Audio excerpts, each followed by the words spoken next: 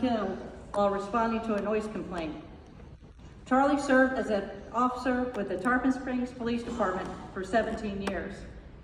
Please welcome Aleena as she tells her journey as a survivor.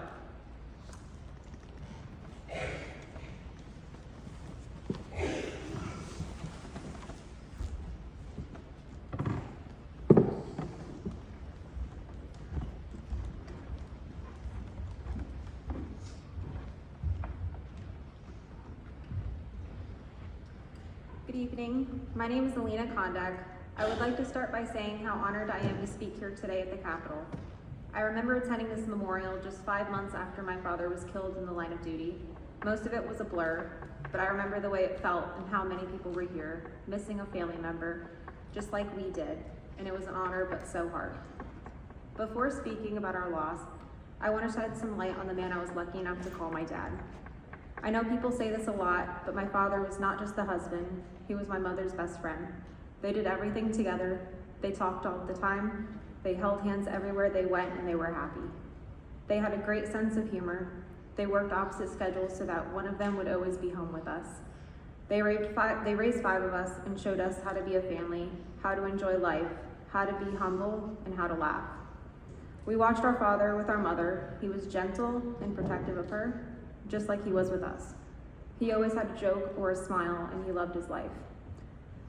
But with his kids, he always made us laugh.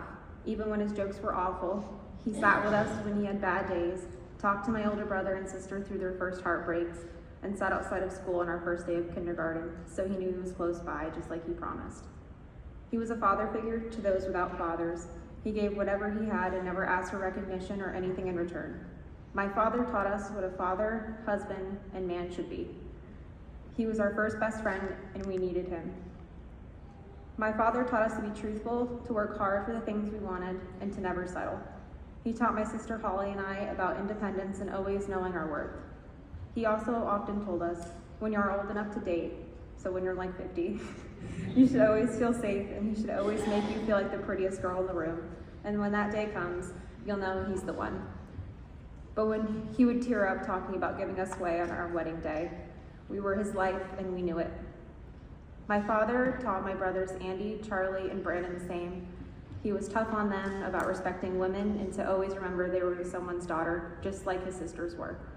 I am the youngest of my family. My father was my soccer coach from the time I was 4 years old until I lost him at the age of 15. He was my best friend.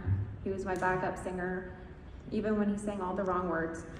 He was probably one of the worst dancers I've ever seen, but he never missed an opportunity to be with me and my siblings, no matter what it was. He was funny and always made sure we knew how proud of us he was. He never left home without kissing us all and telling us all he loved us. It was important to him, and now we all know why. My father's name was Officer Charles Kondek Jr.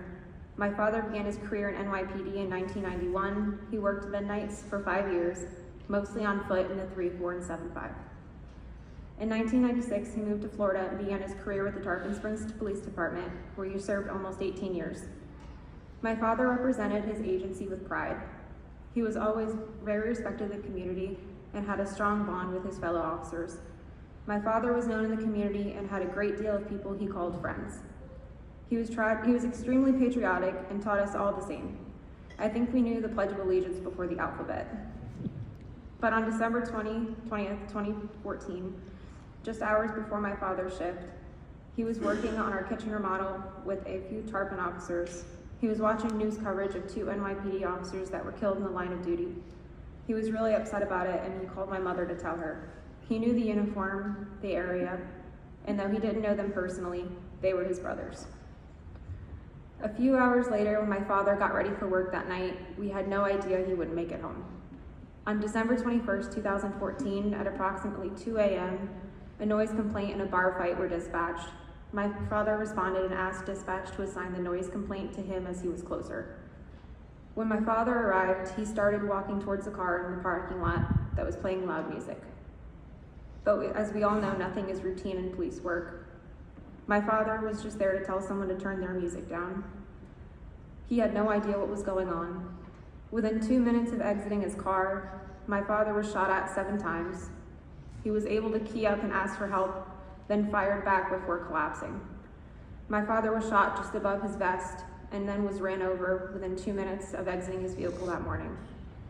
He had no chance to react, no time to process his surroundings.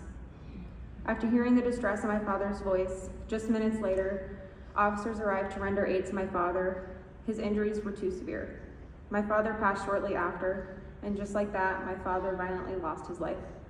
Our lives were ripped apart that morning. My father was just 3 years from retiring. My mother answered a knock on the door around 3 a.m., the knock none of us want to answer. In shock, my mother and I were escorted to the hospital. When we arrived, we were immediately told that my father passed. My mother looked pale as she was trying to process what she heard. I started to scream for my father. That was when Pinellas County Sheriff Bob Gualtieri walked in and began to console me.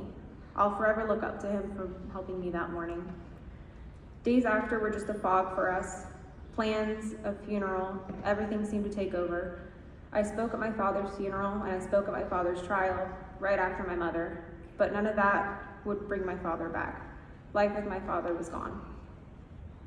The amount of support was overwhelming. The Tarpon Springs Police Chief and officers have walked us through a lot of grief, anger, and sadness. All of that while dealing with their own grief. They miss my father too, but their loyalty to him was clear by the way they took care of us. They were there for all of our afters. They were there for birthdays, driver's license tests, homework, high school graduation, heartbreaks, college graduations, weddings, and every milestone my father wasn't. They answered texts, phone calls, and sat with us even when we didn't think we could make it. From Tallahassee to Washington, D.C., they never left us. I know keeping up with a grieving widow and her 5 children haven't been easy, but they never gave up on us. We were never alone. One of the many officers that I consider my uncle is here beside me, Officer Larry Bird. The officer that rendered aid and tried his best to save my dad while he was holding my father's hand as he passed was Sergeant John Gibson. Sergeant John Gibson, would you please stand for a second?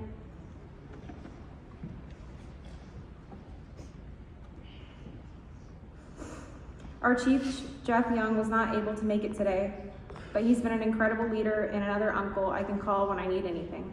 There are so many here I'd like to recognize, but I don't have that much time to speak, so I know that you don't need the recognition, but you deserve it, and it's important to me that I show you how much you mean to us. It's not just the Tarpon Springs Police Department that stood by us. It was Pasco County Sheriff's Office, Pinellas County Sheriff Bob Gualtieri, Team South Florida, and every other agency we leaned on. I will just say this, if they wore a badge, they were family, and they answered. I don't know any other profession that can say that. My father has missed so much. My brother, Officer Andrew Kondek, standing here beside me, followed my father's footsteps. He was sworn into the Tampa International Airport Police Department on his birthday 2 years ago. My brother Brandon completed his bachelor's degree with honors and is now a Hernando County fire investigator. My sister is a rheumatology nurse, and after I graduated from UCF with honors, I transitioned from a level 4 neonatal intensive care unit nurse to a national certified nurse case manager. We have accomplished a lot, but we had to do it all without my father. My father missed my sister's wedding and the birth of his first grandchild, Noah. We talk about my father and show him photos, but he will never know him. Our family in blue continues to keep my father's memory alive as both personally and professionally. When my sister married, they escorted her down the aisle along with my big brother. Those officers lined up and took turns sharing the father-daughter dance with her. My father has not only missed milestones, but life. Life he was so grateful to have. But this year on November 23rd, my father will miss my wedding, but I am proud to say I'm marrying an Orange County detective, and yes, he's been interviewed, lectured, and approved by my father's brothers in blue, and he still wants to marry me. My father in blue will escort me just as they did for my sister's wedding, but it will again be a day that my father deserved to see. I guess I want to leave you all with this. Standing here right now, I see so many faces that know what my family is going through. There are so many people here right now that have no idea how they will make it, but I promise you that you will. Nights are really hard, holidays are hard, and the milestones never end, but one thing I've learned through all of this is you will never walk alone, and your hero, just like my father, will always be remembered and honored here. My family will never be the same. We lost all of our plans and the man who made our family whole. But we owe it to my father to carry on traditions and the ethics he instilled in us. He deserves that, and so does yours. My mother continues to be an advocate for law enforcement and the families they leave behind for us. We work hard to make our father proud, just as he would want us to. We can all honor those who were taken by the life we chose to live. No one can take that from us. I want to thank the Fraternal Order of Police for having me here tonight and for giving me the opportunity to say my father's name once here again in our state capitol. Thank you for doing such an amazing job here for families like ours. Thank you to all the dignitaries who took the time to be present and to show your support to our law enforcement community. We need you more now than ever. And for all of you still serving and those who have retired, thank you for your service. We appreciate you and respect you for all that you do. Thank you.